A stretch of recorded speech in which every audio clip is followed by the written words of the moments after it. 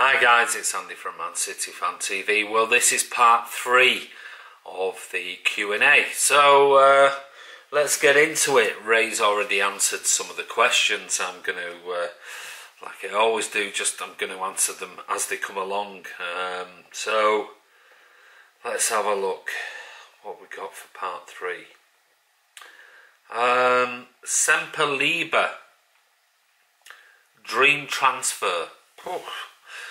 There's only one for that, and that's Lionel Messi. I think I said it before, that Messi is the greatest player I've ever seen in my lifetime, and I've seen the likes of Maradona live, but Messi has brought something completely unique to football in general. So yeah, I mean, to see Lionel Messi at the Etihad would have been absolutely amazing. And in the video I did last week, about the Khaldoon approach, offering him £1 million a week, well, you could offer him £10 million a week for all I care, because to see the likes of Messi grace the Etihad pitch would be absolutely incredible. Will he ever come? I doubt it. I think Pep knows that he'll probably stay there for another couple of years and then go back to Argentina. But if we could get him for one season, just one season only, that would finish off the likes of David Silva and Sergio Aguero's careers at Man City. It would just be amazing, no matter how much they paid for him. And how he did, really, just to be able to see week in, week out, Messi at close quarters. Like I said, I was fortunate to see him, and an unbelievable player. And Maradona was brilliant, but yeah, I mean, Messi's taken it to a whole new level as far as I'm concerned. Ronaldo's done really well, but he's not on the same level as Lionel Messi. So Messi for me would be wonderful, unless we could maybe reincarnate Georgie and send him back 15-20 years and get Georgie King-Clancy in that attacking 10 role. That would be something else in this team. So yeah, but in reality, I guess even reality, I mean, Messi's not going to come, but it'll be Lionel Messi Semper. Okay, the next question is from Gabriel Michael. Where did you guys grow up? Well, for me, I grew up in Oldham, not far from Manchester, not far from West Yorkshire as well. So, you know, some people say, you know, my accent's kind of a funny one because it's a bit Manchester, it's a bit Yorkshire, but that's how it is. I mean, I only lived 8 miles from Manchester city centre, but I only lived 5 or 6 miles from Yorkshire, so hence the slightly odd accent. And I spent many years in Oldham, went to the university in Liverpool, and I worked down in London for many years, in London itself and around the home counties in Surrey and Middlesex. And back up about around the year 2000, back up north, moved to Rochdale, and now I live not far from Rochdale, about 25 minutes from the Etihad Stadium. And obviously I had those 7 or 8 years, 8 or 9 years in France, living just outside Paris. Fabulous time, but you miss being around Manchester, and so we're back. It makes going to matches a lot easier. Okay, the next question is from the Football Blues. How many subs did you expect to get when you started the channel? Are you both from Manchester? Are you and Ray related in any way, or just friends? Best moments as City fans. Okay, one at a time. How many subs did we expect to get? Honestly, we had no idea. I think we said before, not long after we started, if we could get 4,000 or 5,000 subs in the first season, that'd be great, because we were coming from a standing start. Nobody really knew us out there. You know, we only have our own group of friends, so we had to start from scratch. It wasn't as if we were some sort of minor personalities or celebrities or anything like that, or we were well known on Twitter, and we had a good following, and we could use that to transfer, you know, thousands of fans to our YouTube channel. We just didn't have that there, so we just thought, give it a go. And part of it at the start, it wasn't that important to have loads of subs, but it's nice. You do feel nice. It's nice to be liked, I think, and it's nice to have more and more people as subs. And then those people by having more and more of a base, we get more people to contribute, and then those people helped us to produce content like this. I mean, on Thursday, I'm going to meet 3 or 4 City fans in Manchester, young City fans under the age of 30, and we're going to have a chat and get their opinions across. You know, and without this platform on using Twitter and YouTube, we wouldn't have that, and these guys wouldn't be able to get together and get their opinions and their voices heard. We're both from around Manchester. I think Andy was from Wythenshawe and I'm from Oldham. We're not related. There is, you know, it's not that I'm Andy's brother, except I've got just a little bit of a better tan from spending more time in the sun. We are not actually related, although some people think we were separated at birth. We're not. We're not like the Custis twins, you know, Sean and Neil. There's no relation between Andy and myself. And best moment as a City fan. Wow, that is a really tough one, because in amongst a lot of bad times, there've been a few good times, and I'm not sure if I can pick one. I'll list a few, and then we'll see if I can come up with one out of them. Dennis Stewart, overhead kick in the League Cup final in '76, special moment. Neil Mackenzie, FA Cup final, was it '81? I think, special moment. Just even getting to the FA Cup final was a special moment back then, because we didn't have too much in the way of success. A lot of recent stuff, I mean, the 1999 playoff final. But the recent stuff, Yaya Toure scoring against United, Mario in the FA Cup semi-final, Balotelli's wink to Rio, that was a class moment. I mean, that's got to be really high up there. Not just for his wink, but for the way Ferdinand reacted, the way Ferdinand lost it completely, just about, and he had to be restrained by his own players, I think. I mean, who could envisage a little action of a wink causing that much trouble to a seasoned professional like Rio Ferdinand, who's won so much in the game? But it did. So that's got to be up there. And some stuff Mario did, stuff that Micah Richards did, you know, his F-bomb on live BBC, I think it was, after scoring a late goal to earn as a replay against Aston Villa. That was a funny moment too.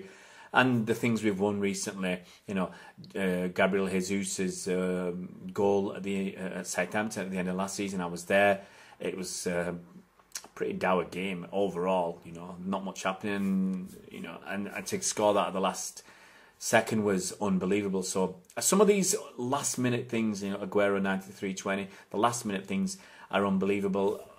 You know, I can't really pick one. To pick one, I'm struggling. I really am struggling here. As I said, there's so many. Maybe I'll go with right now Mario's wink, because you know, Ferdinand and the others. Players, you know, they'd look down on us, and some of them had said bad things about us for so many years, and they'd laughed at us, and Ferguson had laughed at us. Even his face and the fans' faces at Sunderland when they realised we'd won the league when they thought they'd got it in 2012, that was priceless as well. But yeah, so many good moments. You know, as I said, it's hard to pick just one. Reese Rosansky. Reese comments quite a lot on the videos. Following Joe Hart's recent positive comments towards Pep, do you condemn the fans that slagged him off and wrote him off as a legend? That's part of his question. Well, I think those who slagged him off, I think, are wrong. And I don't think we should ever slag off a player. And it depends what you say. It's all right having an opinion on somebody. I mean, my opinion on Joe Hart at the time, and I said it all over the 606 Blue Moon Legends forum that I was a part of and still am. Just don't go on there as much these days because it's just so busy with Man City Fan TV.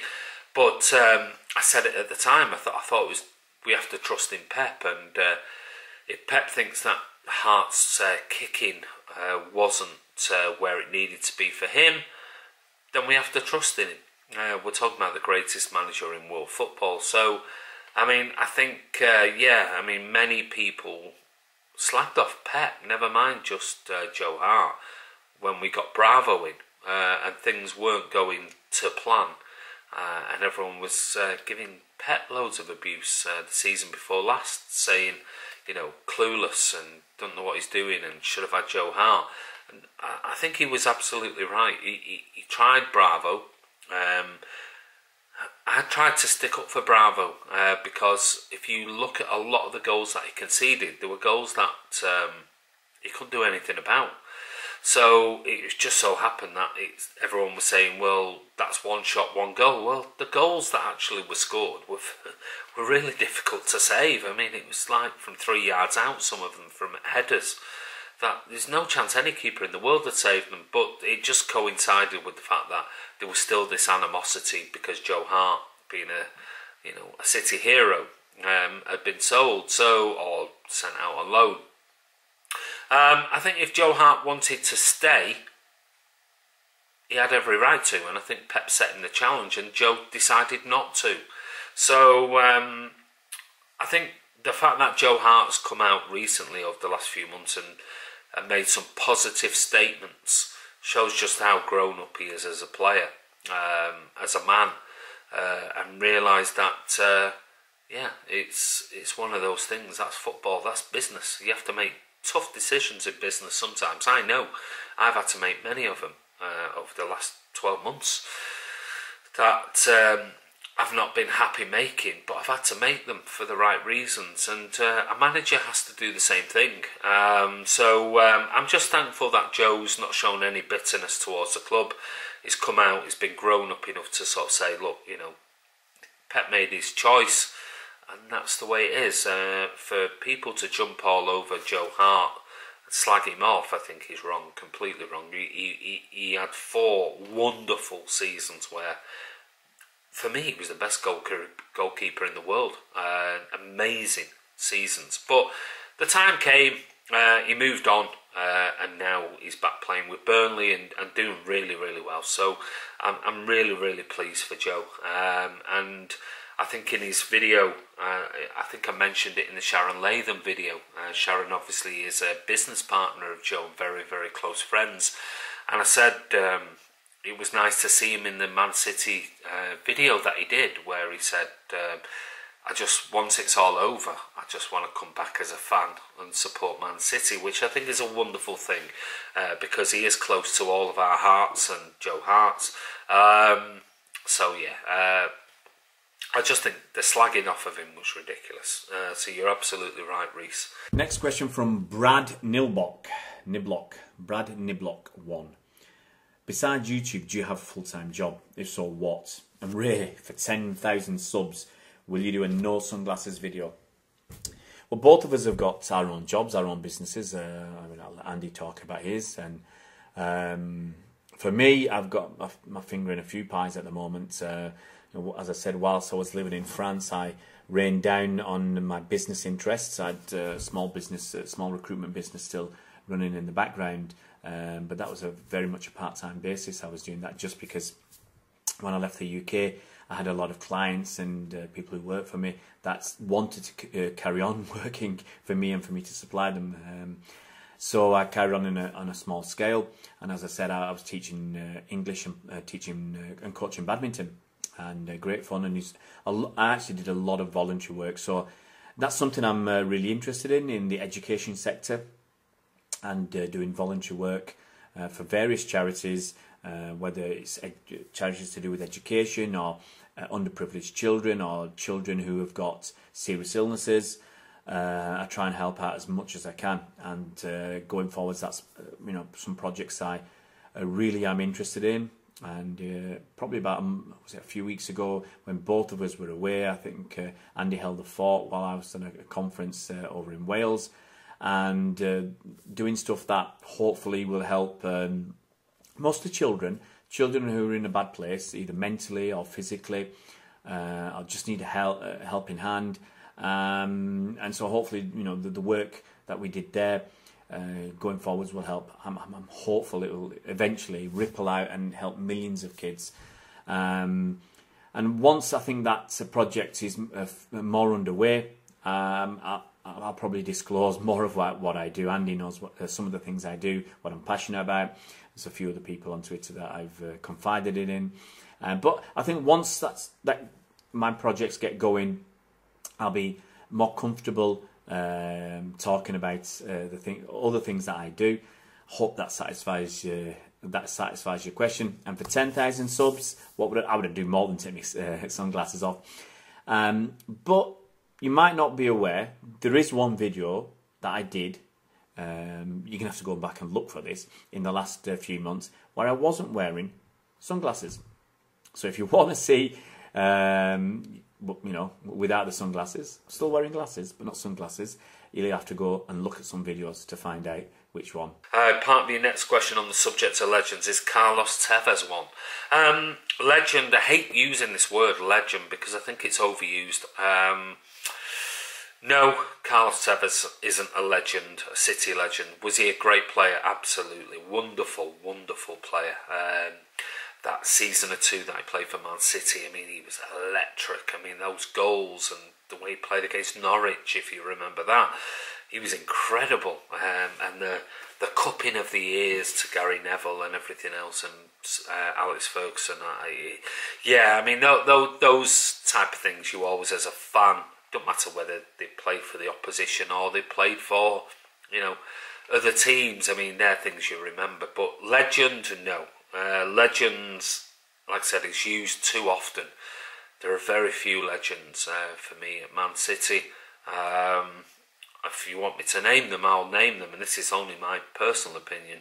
I think Sergio Aguero will go down as a City legend. I think David Silva will definitely go down as a City legend. I think Vincent Kompany is another City legend, and possibly you would argue Joe Hart maybe be a City legend, and Pablo Zabaleta, even though he's not here anymore, is a true Manc, and would be possibly a City legend. And then you've got the others. You've got Yaya Toure, that many will say and give him legendary status. Well, not for me. I mean, I've said it so many times, and this isn't just after he left. This was going back 2-3 years ago when he slagged off the club, the owner, the fans, and allowing his agent to talk that way about our club that we pay money to see and have followed for years before Yaya Toure ever came.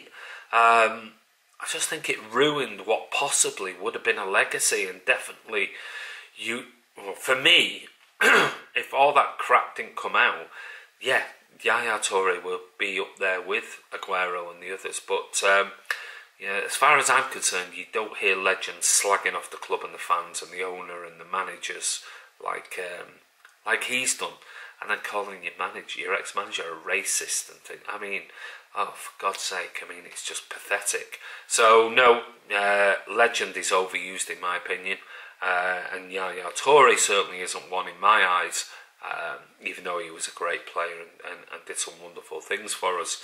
And your final one, which under-26 player that plays for City is most likely to become a legend? Wow. Well, our squad depth is so young now. I don't know. I mean, God, if Everton was to stay there for the next 10 years, he could easily be a legend. You're looking at the likes of Benjamin Mendy, 23 years of age. I mean, if he was to be another 8 years at City, or moving into the midfield, you've got Bernardo Silva, who's only 23 and 24, and he could easily be the next David Silva, who is a definite Man City legend. And then you've got Gabby Jesus, you've got Raheem Sterling, you've got Leroy Sané.